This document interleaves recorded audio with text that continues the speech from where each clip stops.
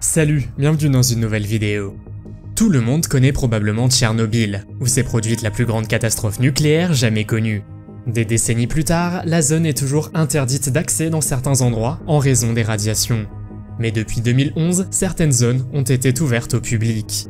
Dans la vidéo d'aujourd'hui, nous allons vous parler des 10 choses les plus effrayantes trouvées à Tchernobyl. Vous êtes nouveau sur la chaîne? N'hésitez pas à vous abonner, à cliquer sur la cloche pour activer les notifications et à laisser un pouce vers le haut pour nous soutenir.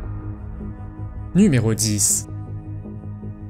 Les habitants eux-mêmes ne sont pas l'une des choses les plus effrayantes que l'on trouve à Tchernobyl, mais leur détermination l'est, ainsi que la vie qu'ils mènent. Quelques personnes ont décidé de continuer à vivre dans la zone radioactive.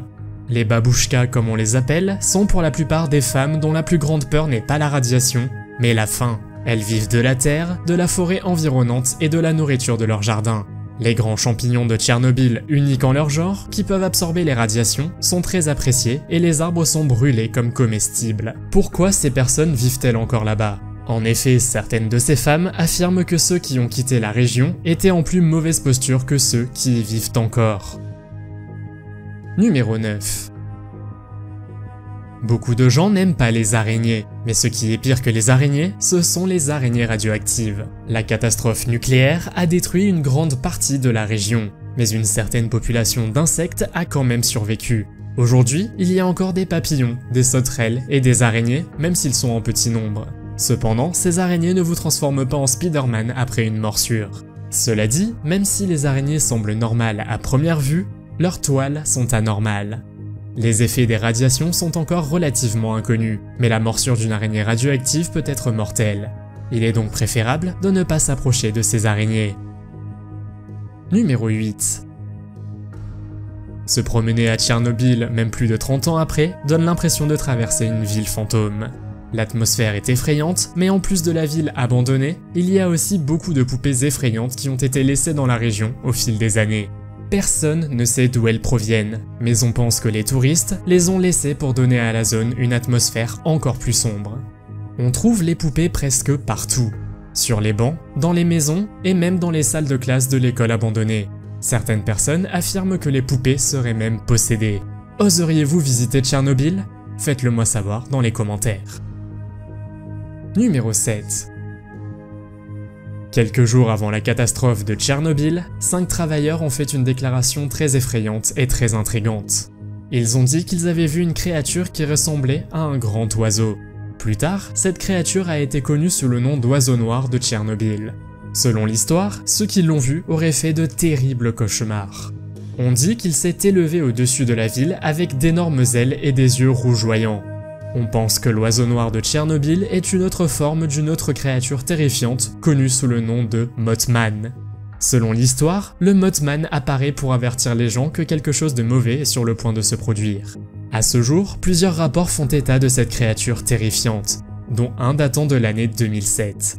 Les personnes qui travaillaient près de l'usine affirment avoir vu des créatures et avoir fait des cauchemars par la suite.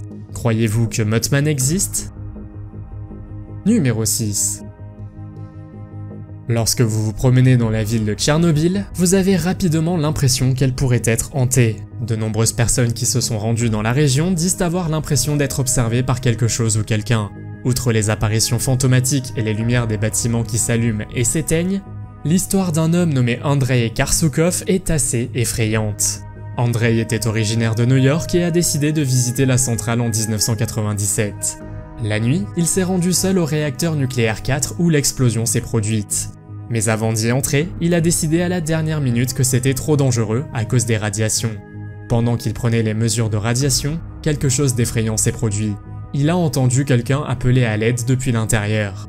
Cela n'aurait pas été possible car la pièce était fermée depuis 3 ans.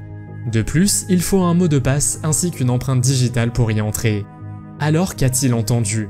A-t-il inventé cette histoire ou pourrait-il s'agir d'un fantôme? Numéro 5.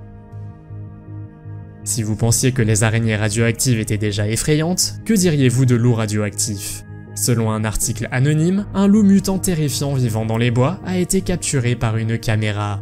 En fait, les loups auraient survécu suffisamment longtemps pour que les gènes mutants soient transmis à la prochaine génération de petits loups. Les scientifiques ont pu poser des colliers sur 13 loups qui vivaient dans la zone d'exclusion de Tchernobyl. Les colliers mesuraient les radiations et il s'est avéré qu'ils avaient de grandes quantités de radiation dans leur corps. Si les gens n'avaient pas vérifié cela très tôt, ces loups auraient pu se rendre librement en Biélorussie, ce qui signifie qu'ils auraient pu propager la contamination. Parmi les créatures mutantes qui errent à Tchernobyl figure le grand loup gris d'Europe, qui se serait si bien adapté qu'aucun chasseur n'oserait croiser son chemin. Numéro 4.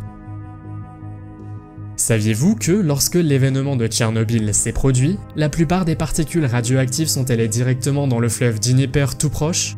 Près de la centrale nucléaire, vous avez la rivière Pripyat et elle se jette dans le Dnieper. Donc vous pouvez probablement deviner que la vie dans l'eau a commencé à être différente. Imaginez des poissons mutants. Les chercheurs en avaient attrapé un et il était dit qu'il était 16 fois plus radioactif que la normale. Il y aurait des poissons-chats européens géants vivant dans ces eaux toxiques. En effet, il n'y a pratiquement aucun prédateur dans la région. Le plus grand poisson-chat qu'ils ont réussi à attraper mesurait un incroyable 1,65 m de long. Même Jeremy Wade de l'émission télévisée River Monsters a réussi à en attraper un. Numéro 3. On pourrait penser que rien de bon ne peut sortir de Tchernobyl. Mais vous pourriez être surpris d'apprendre que la NASA pense que Tchernobyl contient la réponse pour faciliter les missions spatiales. Les astronautes sont en effet exposés à des niveaux élevés de radiation dans l'espace. Un champignon pousse près de la centrale de Tchernobyl. La première fois que ce champignon a été découvert, c'était en 1991. Le champignon utilise la mélanine pour absorber les rayonnements et les convertir en énergie chimique. Ce processus s'appelle la radiosynthèse. Ce qui rend ce champignon mangeur de radiation terrifiant, c'est qu'il se nourrit de radiation. Cependant, la NASA envisage d'utiliser ce champignon pour protéger les astronautes des objets spatiaux. Pensez-vous que ce soit une bonne idée? Numéro 2. Une autre chose que vous verrez souvent lorsque vous visiterez Tchernobyl, ce sont les masques à gaz. Les masques à gaz étaient censés être portés par les gens pour se protéger des nombreuses radiations. Mais aujourd'hui, il y a un grand nombre de ces masques à gaz éparpillés près de la centrale électrique et de la ville voisine de Pripyat. Lorsque l'on se promène dans la région, il est étrange de réaliser que Pripyat comptait autrefois 50 000 habitants. On ignore si ces masques à gaz ont réellement été utilisés. Mais il se pourrait que les masques à gaz aient été laissés par les gens pour faire savoir aux autres ce qu'il s'est passé par ici. Il y a même des poupées dans certains bâtiments abandonnés qui portent des masques à gaz. C'est assez terrifiant si vous voulez mon avis. Numéro 1. Si vous regardez cette photo, que pensez-vous?